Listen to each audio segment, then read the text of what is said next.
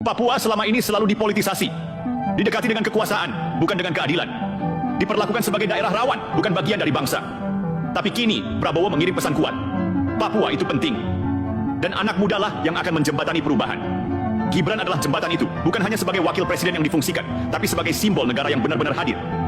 Bekerja dari Papua, menginap di Papua, membangun Papua, dan menciptakan hubungan baru antara pusat dan timur, bukan berdasarkan dominasi, tapi penghormatan. Jadi buat kalian yang masih getol dorong narasi pemaksulan, yang masih susah move on dari Pilpres, atau yang masih ngotot seolah Gibran itu kecelakaan sejarah, dengar baik-baik. Gibran sedang dipersiapkan untuk hal besar. Dan kalian cuma sedang sibuk mempersiapkan kegagalan kalian sendiri dalam membaca arah zaman. Pemuda ini bukan boneka. Ia bukan tempelan. Ia bukan sekadar anak presiden, tapi dia adalah produk zaman baru, generasi transisi yang membawa semangat kerja, kecepatan, dan dedikasi di tengah dunia politik yang terlalu banyak omong kosong. Jadi cukup sudah, stop retorika usang. Berhenti ragukan anak muda. Karena kalau negara ini ingin survive, yang kita butuhkan adalah orang-orang yang mampu kerja cepat, berpikir lugas, dan tahan tekanan. Dan sejauh ini Gibran membuktikan dirinya layak. Gibran adalah tangan kanan Prabowo. Dan kepercayaan sebesar Papua adalah buktinya. Indonesia ke depan butuh keberanian, butuh terobosan, butuh energi muda.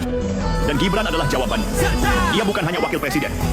Ia adalah sinyal bahwa regenerasi kepemimpinan nasional sedang terjadi dan tidak bisa dihentikan. Jangan katakan Gibran dimaksulkan, katakan Gibran sedang dimandatkan. Dan ini adalah babak baru Republik Indonesia. Dan sekarang mari kita lihat lebih dalam. Apa dampaknya jika Kepres itu benar-benar turun? Apa artinya bagi Papua? Apa artinya bagi Indonesia? Pertama, ini bukan sekadar penugasan administratif. Ini adalah bentuk paling konkret dari kehadiran negara dalam wujud manusia muda yang bekerja. Dulu, kehadiran negara di Papua identik dengan pasukan. Kini, Prabowo ingin menggantinya dengan pemimpin sipil, anak muda, berwajah Indonesia modern. Gibran, Raka Buming Raka. Bayangkan dampaknya ketika masyarakat Papua melihat wakil presiden RI tidak hanya datang untuk seremoni, tapi berkantor langsung di tanah mereka. Makan di tempat mereka, tidur di tempat mereka. Melihat langsung persoalan mereka, itu baru negara hadir.